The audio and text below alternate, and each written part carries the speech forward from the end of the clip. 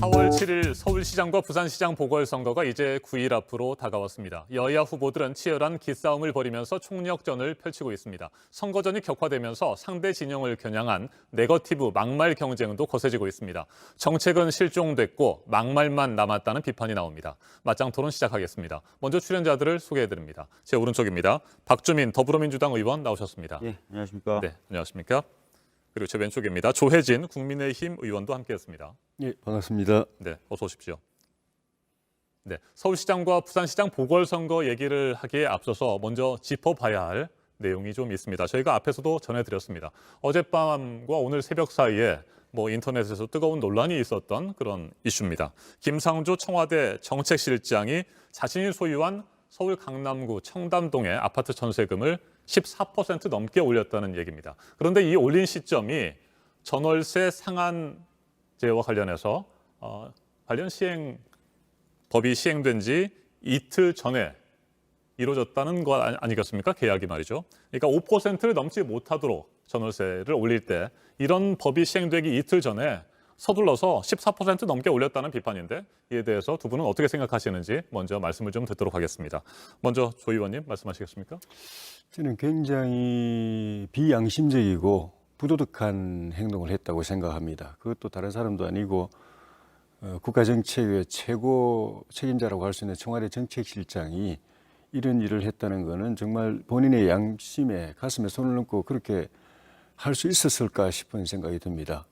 아시는 것처럼 이 전월세 상한제를 포함해서 부동산 3법은 정부 여당이 거의 군사작전 하듯이 밀어붙였습니다. 7월 29일 날 7월 30일 날 본회의 통과하고 7월 31일에 국무회의 의결하고 바로 시행 들어가 버렸습니다. 네. 그 전에 국회에서 그 법안 처리할 때는 야당의 이 토론도 원천 봉쇄하고 소위의 심사도 안 거쳤습니다. 거의 날치기 하다시피 그렇게 법을 만드는 겁니다. 그렇게 만든 이유 중에 하나가 중요한 게 이 법이 시행된다는 걸 알면은 임대인들이 미리 전세금을 올릴까 봐서. 근데 법은 55%까지만 올리게 돼 있는데 그걸 알면은 미리 10%, 20% 이렇게 올릴 것 같아서 그걸 못하게 하려고 원천 봉쇄하려고 그렇게 한 것이거든요. 그렇기 때문에 일반인들은 그 국무회의에서 통과되고 보통은 한 6개월 아니면 1년 뒤에 법이 시행이 되는데 그 날짜로 바로 시행될 줄은 상상도 못했을 겁니다. 그런데 우리 김상조 실장은 그 본회의 통과되는 30일 바로 하루 전날 29일 날 14%를 올렸어요.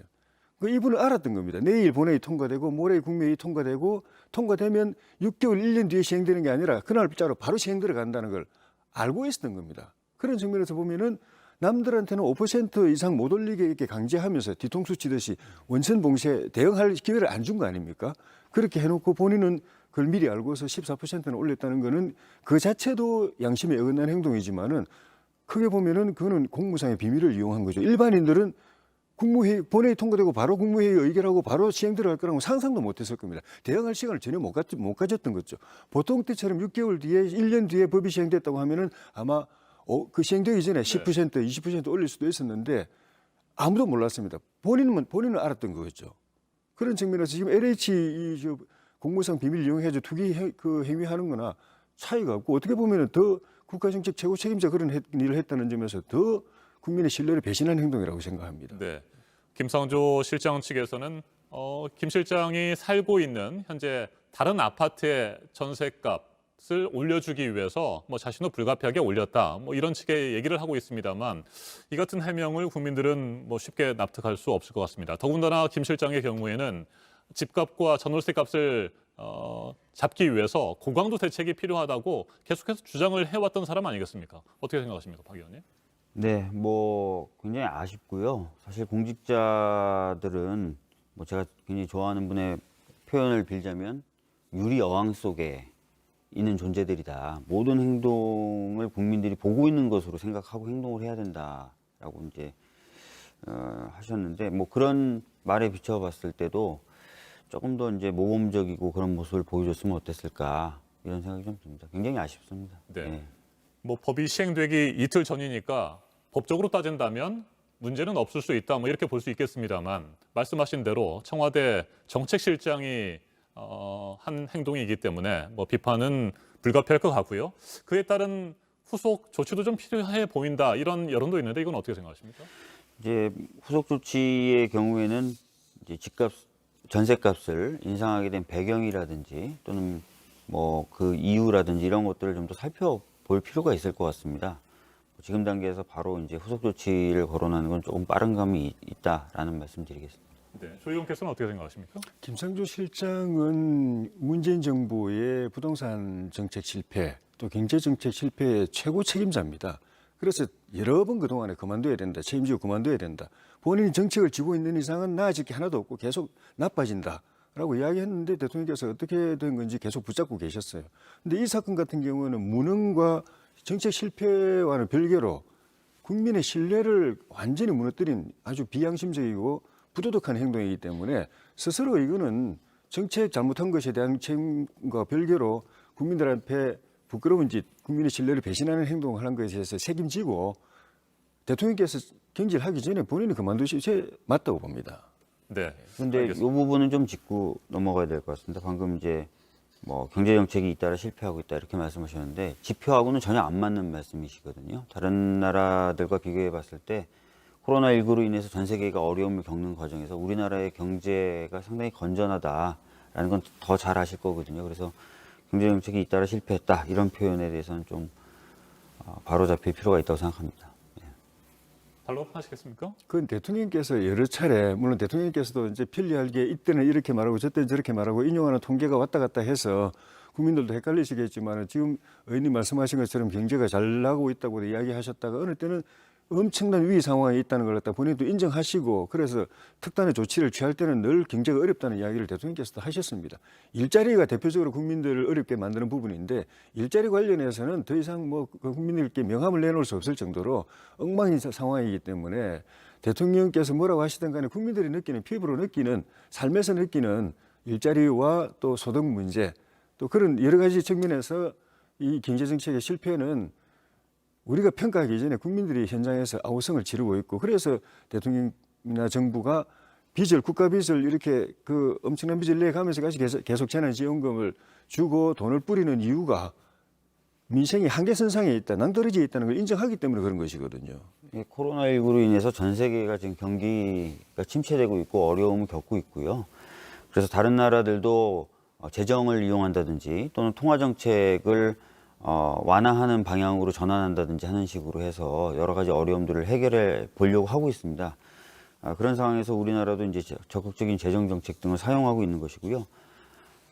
그런 어떤 성과가 나타나서 우리나라가 다른 나라에 비해서는 우리나라 상황이 뭐 객관적 절대적으로 좋다가 아니라 다른 나라에 비해서는 상당히 견고한 모습을 지금 보여주고 있고 그렇기 때문에 이제 외형적 수치로 좀 평가를 해보면은. 경제 규모나 이런 부분에 있어서 10위권 안에 들어갔다 이런 얘기들이 계속 나오고 있지 않습니까? 그런 부분을 좀 참고하셨으면 좋겠습니다. 네. 예. 김상조 청와대 정책실장의 전세금 인상 논란 이 문제가 문재인 정부의 경제 정책이 실패했느냐 그렇지 않느냐라는 토론까지 이어졌습니다. 다음 주제로 넘어가 보도록 하겠습니다. 다음 주 저희가 다루려고 했던 그런 주제입니다. 서울시장과 부산시장 보궐선거인데 네거티브 전략이 지금 뭐 횡행하고 있습니다. 그만큼 선거전이 치열해지기 때문인데 경쟁 후보자의 부정적인 측면을 부각시켜서 결국에는 뭐 자신에게 표를 달라고 이렇게 호소하는 것이 네거티브 전략 아니겠습니까? 서울의 경우에도 지금 뭐 토착 왜구라는 표현도 나오고 있고요. 또 뭐 쓰레기다 이런 비판까지도 나오고 있습니다. 이에 대해서 어떻게 생각하십니까? 누가 봐도 지금 네거티브 선거전은 여당이 주도하고 있습니다. 민주당이 야당일 때 옛날에 이회창 총재를 낙마시킨 그 김대엽 병풍부터 해가지고 네거티브 선거가 민주당의 주특기였는데 여당이 되고 나서도 이 일을 계속하고 있다는 점에서 참 이 정치가 한 발짝도 앞으로 나가지 못하고 오히려 더 퇴행하고 있다는 생각이 듭니다. 더구나 지금은 국정원도 동원하고 일부 언론까지 가세해가지고 이 네거티브 전이 완전히 선거전을 갖다가 흙탕물 시궁창 선거로 이제 만들고 있어가지고 저는 가만 보고 있으면 이게 여당의 선거 전략이 아닌가 하는 생각이 듭니다. 그러니까 지금 우리 야당이 압도적으로 지금 여론조사상 앞서 있는데 그 이유가 중도층들이 이쪽으로 많이 와 있기 때문에 그런 것이거든요. 근데 중도층들이 제일 싫어하는 게 이런 혼탁 선거, 혼탁 정치입니다. 그러니까 지금처럼 이렇게 여당이 주도해가지고 선거가 흙탕물 선거가 되고 시궁창 선거가 돼버리면은 결국은 우리 쪽에 와 있는 중도층들이 이 선거에 이 정치에 혐오감을 느껴가지고 투표를 안 할 가능성이 높아진다는 점에서 저희로서는 굉장히 심각한 문제라고 생각합니다. 지금 어차피 보궐선거니까 보통 때보다는 지지율, 투표율이 떨어질 걸로 계산하고 그러면 민주당이 자기들이 갖고 있는 조직표로 하면은 뒤집을 수 있다, 이길 수 있다 이렇게 생각하고 그 흙탕물 선거로 진흙탕 선거로 몰아가는 것 아닌가. 그런 측면에서 우리는 방어를 하면서도 여당의 이 네거티브에 대해서 흑색 선전이나 유언비어나 이런 그 공격에 대해서 방어를 하면서도 이 대응하다가 이 같이 진흙탕 선거가 돼버리면은 우리를 지지하던 분들이 이 투표장에 안 나가버릴까 하는 그런 염려가 들어서 굉장히 고민이 많은 네, 상황입니다. 국민의힘도 뭐 크게 다른 것 같지는 않습니다만 일단 더불어민주당에서 먼저 시작한 네거티브 전략이다 이렇게 보시는 거군요. 그럼요. 네, 어떻게 생각하십니까, 박 의원님? 뭐 서울 선거의 경우에 그 오세훈 후보의 내곡동 땅 투기 의혹이 있지 않습니까? 이제 그 부분에 대한 검증을 철저히 할 필요가 있다는 것에 대해서는 국민분들 중에 반대하시는 분이 없을 겁니다. 거듭 오세훈 후보가 이제 해명을 하고 있지만 제대로 된 해명을 내지 못하고 있고, 특히 최근에는 측량 과정에서 오세훈 후보를 직접 봤다는 진술들이 잇따라 나오고 있습니다. 그러니까 이런 부분에 대한 도덕성 검증을 이제 하다 보니까 이제 좀 말이 거칠어지는 부분이 있는 것 같은데요. 좀 거친 표현을 좀 자제할 필요는 저도 있다고 생각합니다. 그러나 도덕성 검증, 특히 부동산 특위와 관련된 도덕성 검증은 시대적 상황이라든지 사회적 분위기를 봤을 때 반드시 해야 되는 부분이기 때문에 이 부분은 꼭 짚고 넘어가야 된다 이렇게 생각하고 있습니다. 네, 도덕성 검증이라고 말씀을 하셨습니다만 그럼에도 불구하고 좀 더 품격 있는 언어들을 쓰면서 선거 전에 나서면 좋지 않겠느냐라는 여론은 분명히 있는 것 같고요. 그런 부분은 네. 확실히 있는 것 같고요. 아까 이제 조 의원님께서 말씀하신 부분 중에 좀 바로잡고 싶은 부분이 있는데요.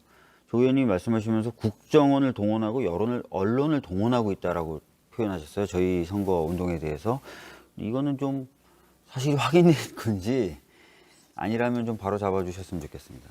저희가 무슨 언론을 동원하고 국정원을 동원하고 모르겠습니다. 네, 답변을 하셔야 되겠습니다. 언론은 제가 동원한다고는 표현하지 않았습니다. 일부 언론이 가세하고 있다고 표현을 했고 처음에 두 단체를 묶어서 이제 동원했다고 하고 국정원을 동원하고 일부 언론이 여기에 가세하고 있다. 네거티브 전에 이렇게 부채질하고 있다는 그런 이야기를 했고 국정원은 지금 박지원 전 의원이 거기 가시고 난 이후로 갈 때부터 걱정했는데 전혀 본인이 그쪽 주특기도 아니고 전공도 아닌데 문재인 대통령께서 갑자기 그분을 국정원장 보내실 때 가장 많은 사람들이 걱정했던 게 지방선거나 내년 대선에서 국정원을 무대로 해서 정치 공작을 벌이지 않을까라는 그런 염려를 가장 크게 했는데 이번에 무슨 사찰이니 뭐니 하면서 이렇게 그 내부 문건이라고 그러면서 밖으로 흘리고 하는 것들이 결국 우리가 염려했던 것들 선거에 개입하고 여당의 네거티브 선거전, 허위 비방전에 국정원이 같이 가세하는 그런 모양이 돼서 지금 말씀을 드렸던 것이고 그 부분은요.